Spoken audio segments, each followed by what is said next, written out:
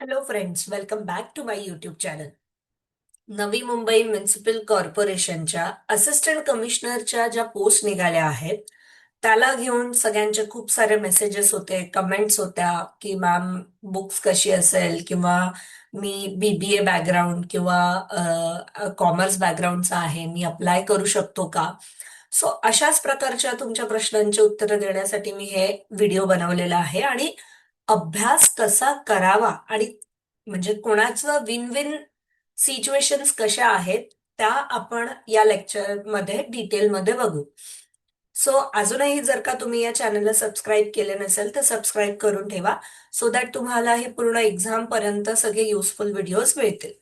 So first of all आपण बघूया की सिलॅबस मध्ये ना दोन टाईपचे लॉज आहेत. एक, दिस इज अ जनरल लॉ, म्हणजे civil service, general condition of service, discipline and appeal आणि ट्री कन्झर्वेशन ऍक्ट. हा जनरली जर तुम्ही अ, दुसऱ्या एक्झामसाठी, तलाठी एक्झाम म्हणा किंवा अदर एक्झामसाठी प्रिपेअर करत असाल तर मोस्ट प्रोबेबली हे ऍक्ट तुम्हाला तुमच्या सिलेबसला असतात. Even the municipal corporation act also, म्हणजे हा मी वरती याच्यासाठी लिहिला आहे की मोस्ट प्रोबेबली हा सुद्धा ऍक्ट असतो.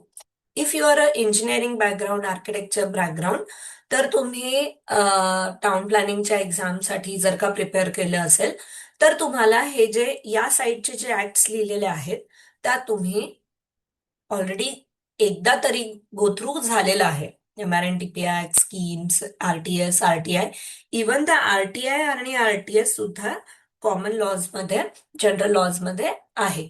सो ही, जरही तुम्ही कॉमर्स बॅकग्राऊंड किंवा अदर बॅकग्राऊंड आहेत तर तुम्ही ह्या इकडच्या साईडचे वाले जे ऍक्ट्स आहेत ते कुठे ना कुठे गो थ्रू केलेलं आहे, तुम्ही त्याचा अभ्यास केलेला आहे.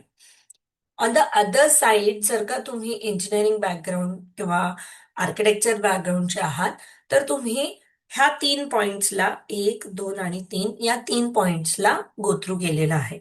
So it is a win win situation, म्हणजे काही तुम्हाला वाचायचं आहे, काही यांना वाचायचं आहे, असं करून it is a win win situation जे ऑलमोस्ट सिलेबस कव्हर करते. आता सेकंडली, मी तुम्हाला जे एज्युफेस्ट अकॅडमीने बुक काढलेलं आहे त्याचं सुद्धा डिटेल सांगते, कारण खूप लोक तर इंग्लिशमध्ये आहे की मराठीत आहे, की ते कसं वर्कआउट होईल, त्या सगळ्या डिटेल्स मी या व्हिडिओमध्ये देते. आता बघा, first topic is a civil service, general condition of service आणि डिसिप्लिन. हे जे दोन्ही रूल्स आहेत ते कशाशी निगडीत आहे, तर काय पे, pension, duty, date of birth certificate, sport certificate, जर का तुम्हाला लीव्ह घ्यायची असेल त्या, या सगळ्या गोष्टींचं डिटेलिंग, म्हणजे when you join the any organization, त्याच्या वेळेस कोणते पावर्स असतात, कशी सुट्ट्या असतात, पेन्शन कसं असतं, या सगळ्यांचं डिटेलिंग फायनान्स डिपार्टमेंटने एका रूल थ्रू दिलेलं असतं. सो सेकंड चॅप्टर मध्ये बघा, नोट्स मध्ये सेकंड चॅप्टर मध्ये रूल वाईज सगळ्या गोष्टी एक्सप्लेन केलेल्या आहेत की काय रूल्स आहेत, काय डेफिनेशन्स तुम्हाला लर्न करायचे आहेत, मेडिकल सर्टिफिकेट काय असतं, कसं सबमिट करायचं असतं, कोणाची साईन लागतं, या सगळ्या गोष्टी तुम्हाला या दोन रूल्स मध्ये मिळतील, prepared by the finance department. Clear आहे. Next is a Maharashtra municipal corporation act. तुम्हाला सुद्धा माहिती आहे 31 चॅप्टर्स आहेत, खूप मोठा ऍक्ट आहे. पण एक लक्षात घ्या, जर तुम्ही हा ऍक्ट पूर्ण वाचला तर तुम्हाला बाकीचे ऍक्ट वाचायला वेळच मिळणार नाही. कधी पण आपण कोणत्या एक्झामसाठी प्रिपेअर करतो आहे त्याच्यावरनं तो ऍक्ट कितपत वाचायचा हे समजतं.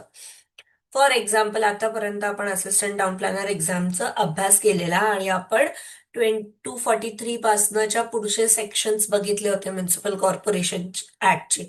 कारण की तो ऍज, म्हणजे आपण ज्या एक्झामसाठी प्रिपेअर करतोय ते, त्यांना कोणता सेक्शन्स लागू होतोय या ऍक्टचा, तो इम्पॉर्टंट असतो. सिमिलरली, जेव्हा तुम्ही असिस्टंट कमिशनरसाठी पेपर लिहिताय, अपियर होताय, तेव्हा हे पण लक्षात घ्या, municipal property, street, water supply, drainage, taxation, improvement scheme, building regulations, या सगळ्या गोष्टी तुम्हाला डे टू डे लाईफमध्ये येणार आहे. So from chapter 1 to chapter 31 total act वाचून आणि खूप सारे व्हिडिओज बघून फायदा नाहीये. त्याच्यात तुम्हाला स्मार्टली अंडरस्टँड करावं लागेल की मला कोणते सेक्शन्स वाचायचे आहे. So for example municipal property झालं, duties and powers of the authorities झालं, ह्या सगळ्या ज्या फॅसिलिटीज इन्फ्रास्ट्रक्चर आहेत, water supply, street, building regulations, या सगळ्या गोष्टी, ट्रान्सपोर्ट अंडरटेकिंग. सो अशा प्रकारे जिथे असिस्टंट कमिशनरचं कामं येतात, असे सेक्शन्स तुम्हाला वाचायचे आहेत. For sure from a section 1 to till the end पर्यंत प्रॉपर पूर्ण वर्ड टू वर्ड नाही कव्हर होणार. फक्त तुम्हाला जेवढं असं वाटत आहे की हा अभ्यासक्रमाला येऊ शकतो तेच व्हिडिओ लेक्चर्समध्ये आणि नोट्समध्ये कव्हर केलेले आहेत. खूप मोठा चॅप्टर आहे, पण तेवढेच कव्हर केलेले आहेत. क्लिअर आहे? नेक्स्ट आहे Maharashtra regional and town planning act. इथे मात्र त्यांनी क्लिअरली सांगितलं आहे 51 ते 58. म्हणजे काय, अनऑथराइज कन्स्ट्रक्शन झालं तर त्याला कंपाऊंडेड स्ट्रक्चर कसं करायचं, अनऑथराइज स्ट्रक्चर कसं रिमूव्ह करायचं, कसं त्यांना थांबवायचं, discontinuous of use, temporary use कधी लागू होतो, या सगळ्याशी रिलेटेड जे सेक्शन्स आहेत ते फक्त आपण याच्यात घेतलेला आहे. पण याच्या सोबत सोबत थोडंफार डीपी आणि आरपी, नॉट द सेक्शन्स, पण डीपी आणि आरपी का इन्क्लूड केलेला आहे, कारण की नवी मुंबईचा डीपी हा म्हणजे is in the news. So ते घेण्यात आले आहे. आणि टाउन प्लॅनिंग, जर का तुम्ही ऐकलं असेल तर नैना टाउन प्लॅनिंग स्कीम्स जी आहे नवी मुंबई एअरपोर्टच्या related, so that is a little famous. त्याच्यामुळे एटलीस्ट टाउन प्लॅनिंग स्कीम काय असतं आणि नैना काय आहे, एवढं मात्र नोट्समध्ये इन्क्लूड करण्यात आलेलं आहे. Next, the scheme related to the urban development सेंट्रलच्या आणि स्टेटच्या. सो ज्या नॉर्मल आहेत, स्वच्छ भारत, या सगळ्या तर इन्क्लूड केल्याच आहे. Nagarotthan Mahabhiyan which is related to the state, म्हणजे स्टेट प्लस सेंट्रल दोन्हीही स्कीम्स इन्क्लूड करण्यात आल्या. तुम्ही हे दोन्हीही स्कीम्स जेवढ्या आहेत तेवढ्या डिटेलमध्ये वाचा, म्हणजे 1 पेज किंवा 2 पेज मध्ये ह्या स्कीम्सच्या रिलेटेड सगळं संपतं. काय काय वाचायचं आहे, तर कोणत्या डिपार्टमेंटने काढलेली आहे, त्याचं एम काय आहे, त्याचे ऑब्जेक्टिव्ह काय आहे, आणि कोणत्या एरियामध्ये काम करतं, दॅट्स इट. फक्त एवढंच कोणत्याही स्कीमशी रिलेटेड जर का केलं तर you can achieve the questions, right. Next, RTI आणि आरटीएस आता सगळ्या एक्झामसाठी प्रिपेअर केला आहे. सो माहिती आहे आपल्याला की आरटीआय आणि आरटीएस मध्ये काय काय येतं. The last is the disaster management आणि म्युन्सिपल सॉलिड. डिझास्टर मॅनेजमेंट मध्ये पहिले, what are the different types of disaster, हे करा. नॅचरल आणि मॅनमेड डिझास्टर्स कोणते आहेत, आणि मग त्याच्यावरनं त्या ऍक्ट्स, ठीक आहे, आणि त्याच्याशी निगडीत कोणते फ्रेमवर्क आहेत, हे एवढ्या गोष्टी डिझास्टर मॅनेजमेंटशी रिलेटेड करा. ट्री कन्झर्वेशन ऍक्ट लिहिलेला आहे. असा ऍक्ट ऍज सच काहीच नाहीये. Either it is a forest conservation act, नाही तर Maharashtra urban area protection and preservation of tree act. So will say की हा जो महाराष्ट्राचा protection and preservation of tree act आहे तो करा. त्याच्याशी निगडीत म्हणजे प्रोसिजर काय असतं, ऑफिसर ऑफ सर्वंट काय, ड्युटीज काय, ट्री अथॉरिटीची, restriction on a Fehling and liability for the planting काय आहे, ट्री सेल काय करतं, या सगळ्या गोष्टी, छोटा ऍक्ट आहे हा, डिटेलमध्ये केला तरी तुम्हाला पुरे होईल. Next is a solid waste management bylaws. बघा, बीएमसीनी बायलॉज पब्लिश केलेले आहेत. MSW municipal solid waste management 2016च्या रूल्सनुसार every authority after the formation within a 1 year every authority shall prepare a bylaws, म्हणजे बायलॉज बनवायला पाहिजे. पण अजूनही नवी मुंबईचे स्वतःचे बायलॉज पब्लिश नाही आहेत. बट तुम्ही MSW 2016 रूल्स आणि BMC चे bylaws which is a draft format, या सगळ्यांना कंबाईन करून आणि SDG शी कोणते पॉइंट्स निगडित आहे अशा प्रकारे जर का या बायलॉजचा अभ्यास केला तर तुम्हाला हा टॉपिक पुरे होईल. बघा काय असतं की MSW वरच बायलॉज बनतात, तर म्हणजे municipal solid waste management rules वाचायचे.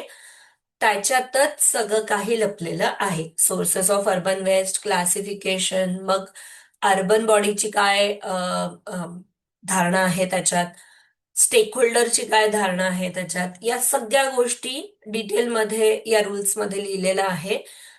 ते मात्र तुम्हाला डिटेलमध्ये गो थ्रू करावं लागेल. अशा प्रकारे सगळं कन्साइज करून एका बुकमध्ये आपण पब्लिश करतोय. It will be in a English language. Secondly course सुद्धा काही लाईव्ह असतील लेक्चर्स, काही रेकॉर्डेड असतील लेक्चर्स. कोर्स सुद्धा हा म्हणजे जे प्रेझेंटेशन्स आहेत जे आहेत ते इंग्लिशमध्ये असतील, पण शिकवण्याचं माध्यम हे मराठी असेल. सो अशाच प्रकारे 2-3 डेमो लेक्चर्स अपलोड होतील ऍपवर. एज्युफेस्ट अकॅडमीचा ऍप डाउनलोड करा. एकदा तुम्हाला खात्री पटली की डेमो लेक्चर्स वर ना तुम्हाला असं वाटत आहे की इज इट फेअर इनफ, तरच कोर्सला ऑप्ट करा. डेमो लेक्चर्स एक 2-3 दिवसात ऍप वरती अपलोड होतील. ऑलरेडी जे काही RTI, RTS, ऍक्ट, स्कीम्स या सगळ्यांचे लेक्चर्स अपलोडेड आहे. स्टील हे लेक्चर्स तुमचे परत अपलोड होतील डिटेल फॉर्मॅटमध्ये असिस्टंट कमिशनरच्या पेपरला घेऊन.